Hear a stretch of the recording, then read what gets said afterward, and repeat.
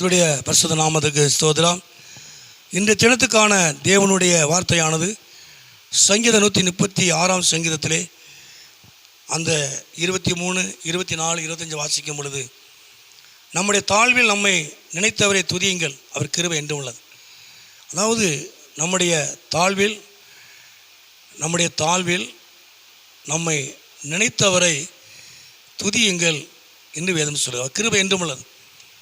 கிருபை உள்ள தேவன் நம்முடைய தாழ்வை கத்த நினைக்கிறான். அன்னாளுடைய தாழ்வை கத்த நினைத்து அவளை ஆசீர்வதித்து அவளுடைய கொம்பை கத்த உயர்த்தினார், அவளை கழிவுற பண்ணினார். அப்போ நம்முடைய தாழ்வில் நம்மை நினைத்தவரை துதியுங்கள். தேவன் நம்ம நினைக்கிறவர், அவர் நம்ம நினைத்திருக்கிறார், அவர் நம்மை ஆசீர்வதிப்பார். கர்த்தர் நினைக்கிறவர், நம்மை நினைக்கிறவர், நம்முடைய காரியங்களெல்லாம் கர்த்தர் நினைக்கிறார். இஸ்ரவேல் ஜனங்களுடைய அடிமைத்தனத்தை கர்த்தர் நினைத்தார். நான் மறுபடியும் சொல்கிறேன், அன்னாளுடைய நிந்தைகளை அவமானங்களை கர்த்தர் நினைத்தார். தாவீதை கர்த்தர் நினைத்தார். ஆண்டவர் நினைக்கிற தேவன், நம்மை ஆசீர்வதிக்கிறவர், அவரை துதியுங்கள். 2வது வாசிக்கும் பொழுது, நம்முடைய சத்துருக்கள் கையிலிருந்து நம்மை விடுதலை பண்ணினவரை துதியுங்கள். நம்மளை விடுவித்தவரை, சத்துருக்கள் கையில் இருந்து நம்மை விடுவித்தவரை துதியுங்க. நம்மை நினைத்தவரை துதியுங்க.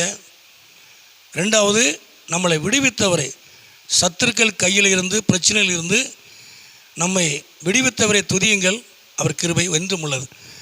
3வது, அந்த மாம்ச தேகமுள்ள யாவுக்கு ஆகாரம் கொடுக்கிறவரை துதியுங்கள். 3வது, நம்மை போஷிக்கிறவரை துதியுங்கள். நம்மளை போஷிக்கிறவர், நம்மை விசாரிக்கிறவரை துதியுங்கள், அவர் கிருபை என்றும் உள்ளது. நம்ம நினைத்தவரை துதியுங்கள், நம்மளை விடுவித்தவரை துதியுங்கள், நமக்கு விடுதலை தந்தவரை துதியுங்கள்.